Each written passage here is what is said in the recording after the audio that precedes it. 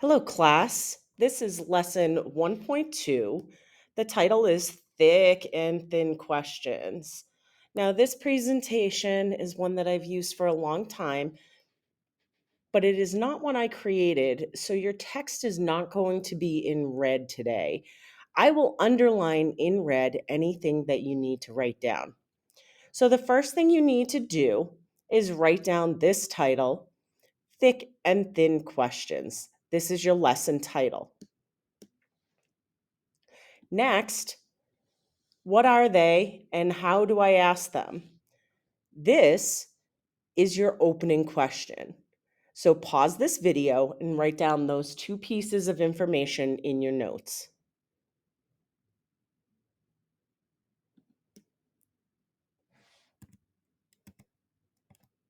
Next,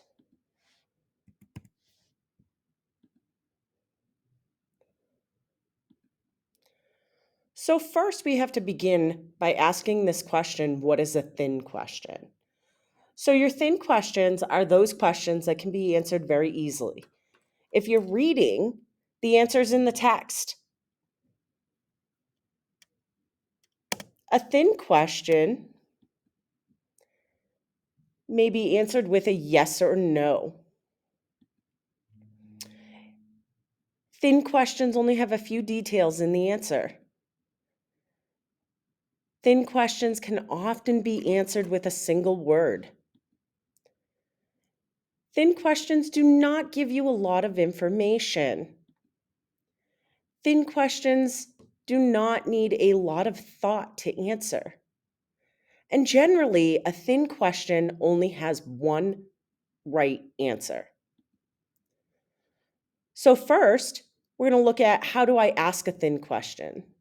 Thin questions start like this: who, what, where, when, how many. So at this point, we're going to do some examples and write the answers in our notes. So let's look at this picture.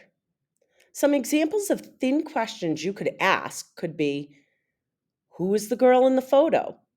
Where is she walking to? What is she doing?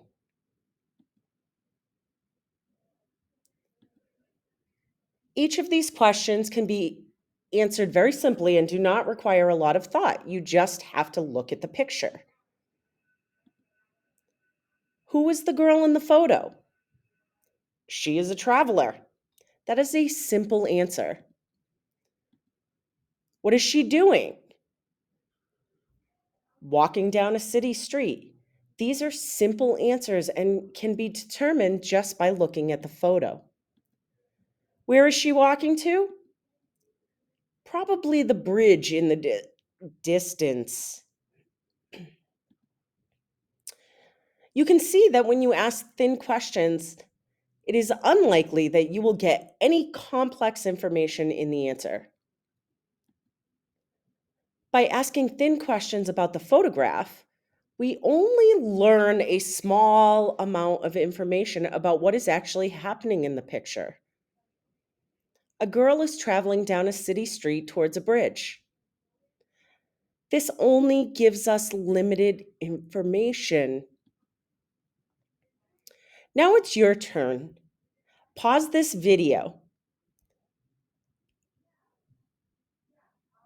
After you look at the picture, pause the video. Think of three thin questions you can ask about this picture.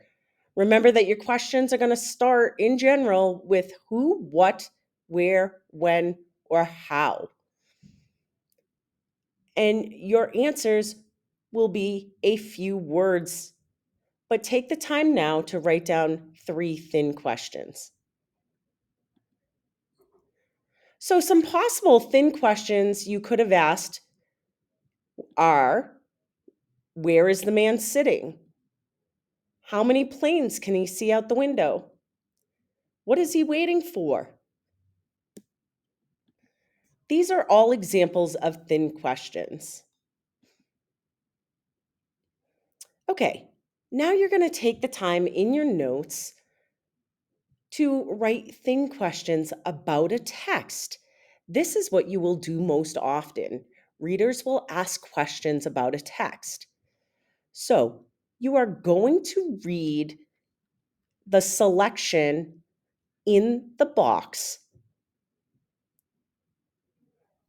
Take the time to pause this video and read the selection in the box.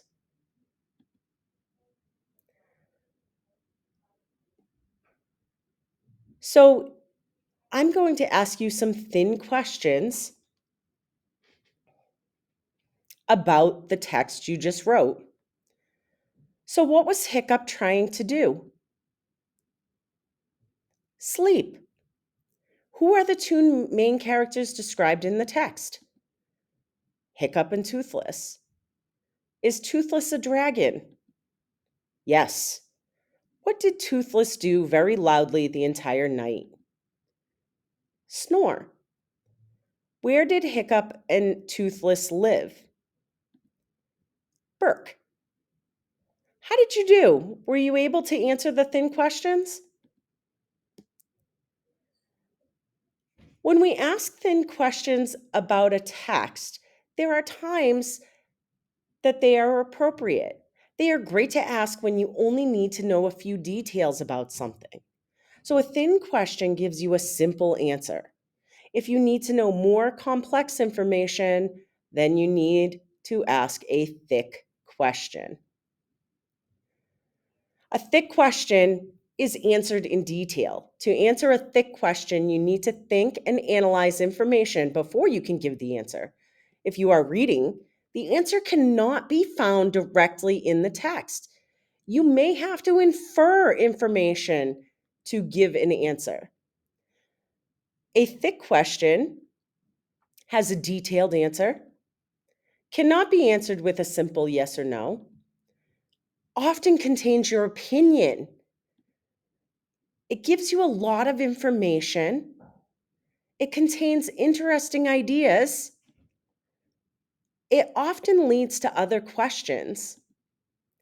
And it can have more than one answer.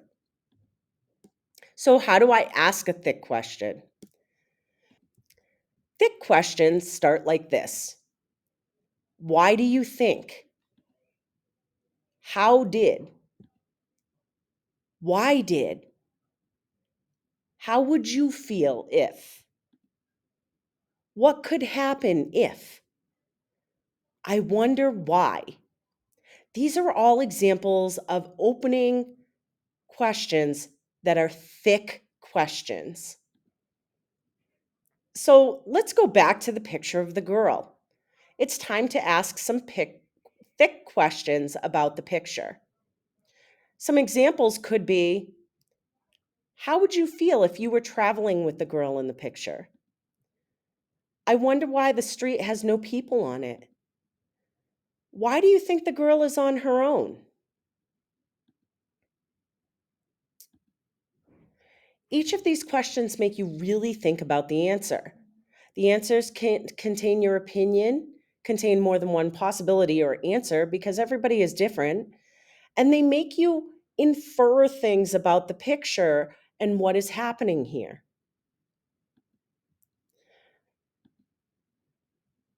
You can see that when you ask thick questions, you get a lot more information in the answer. Now it is your turn. Pause this video and write 3 thick questions about this picture.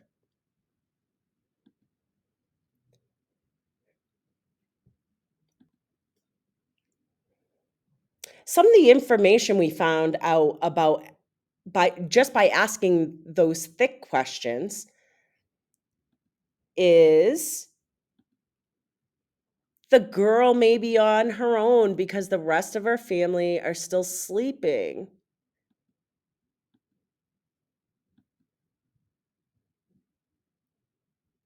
She might be backpacking on her own. The street has no people on it because it might be early morning.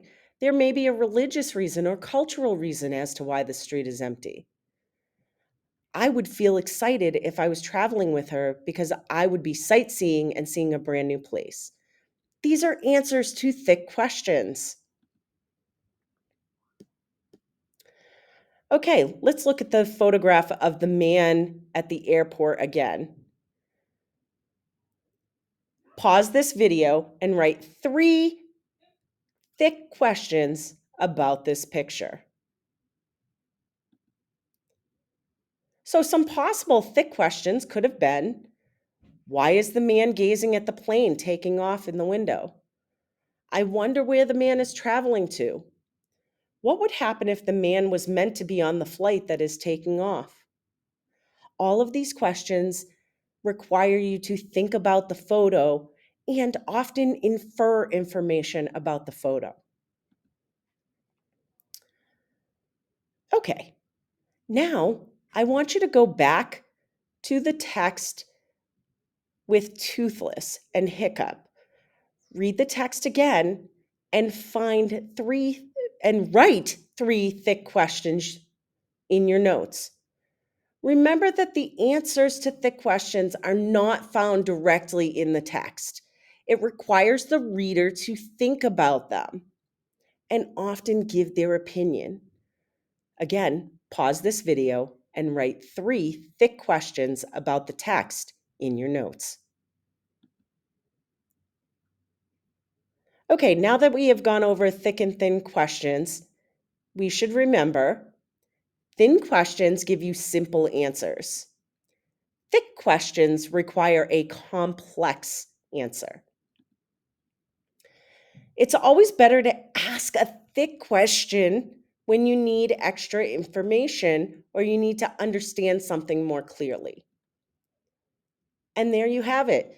Don't forget to go back and answer the opening question in your notes.